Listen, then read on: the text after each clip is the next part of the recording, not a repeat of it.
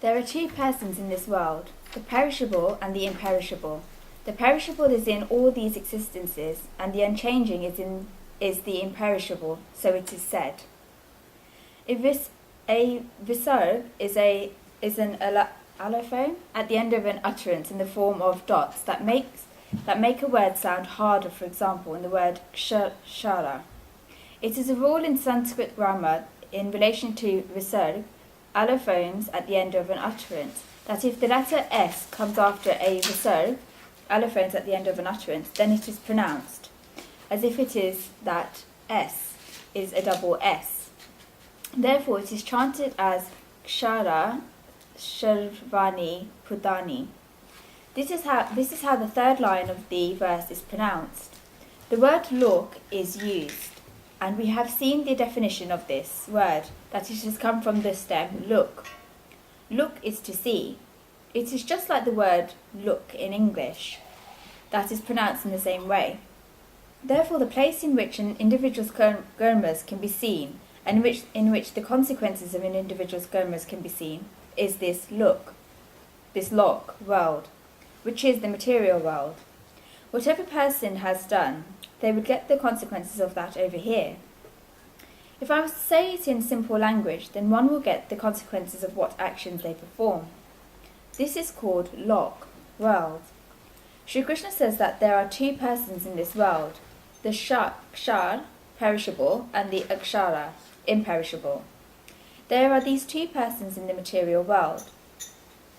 All these creatures are kshar, perishable, and the unchanging is akshara, imperishable. The word kutastha is used meaning the individual soul. The kutastha, individual soul, is akshara, imperishable. The word uchyate is used meaning it is said. The world has two main things in it and two parts. The first are all the perishable objects in relation to the body. We call these material objects in simple language. God calls these kshar, perishable, over here. Their end is decided. They have come with their expiry date printed on them. All of these are kshar, perishable. And the second type is the imperishable individual soul, who we call consciousness, which God calls akshara, imperishable here. If we go to look at it from Western spiritual language, then this is the difference between matter and spirit. Matter is kshar, perishable, and spirit is akshara, imperishable. Both of these are always residing in the world. The word pudani, existences, is used, and by using this word, God is trying to say that all the physical, subtle and causal bodies are kshar, perishable. They are destroyable. And kutastha, individual soul, is akshara, imperishable. In the 7th verse of the 15th chapter, while saying that mamai vansho jivaloke jiva bhuta sanatana, a fragment or fraction of my own self becomes a living soul, eternal. The individual soul that God calls his own internal fragment or fraction, for this internal fragment or fraction, God uses the word kutastha in this chapter. God says that the individual soul is his fragment or fraction. That is why God calls the individual soul akshara, imperishable. No matter how many bodies we take up, no deformities come to the individual soul. The individual soul can never have any defects. The individual soul himself is pure. The meaning of the word kutastha is worth understanding. In Sanskrit, the word kutastha is used to describe the anvil or the iron block on which the goldsmith makes jewellery by hammering gold. That anvil or iron block is very useful in helping us understand the meaning of the word kutastha. So many different types of jewellery have been made on it, and for many years, because this business has been passed from generation to generation, the goldsmith's father, the grandfather, the great-grandfather, the great-great-grandfather, and earlier ancestors, as well as his son, grandson, great-grandson, great-great-grandson, and future progeny, will all use this. Items have been made on this out of gold, silver, bronze, platinum, etc. The metal is changing. The size of the object is changing. Many different shapes and many different objects have been made on the anvil for an extremely long time. Yet the anvil stays exactly how it was and does not change. No print goes on the anvil. The soul is described as Gutastha. This soul has gone through many wombs, has gone through many bodies to perform many karmas, has gone through many different circumstances, and has faced many different circumstances. Many imprints have fallen upon him, yet the soul is exactly the same way it was. The soul does not change. That is why it is called Gutastha. If we break the word into another meaning, then it can be split into Gutta, secret, and Sta, he. We say the word Guttaniti, secret politics that the other person does not find out about, and take this to mean that Gutta is in relation to doing wrong things. No, Guttaniti is not dirty politics. It is when you are hiding your cards. This is what Guttaniti means. In ancient scriptures, the word Guttaniti is not a wrong word.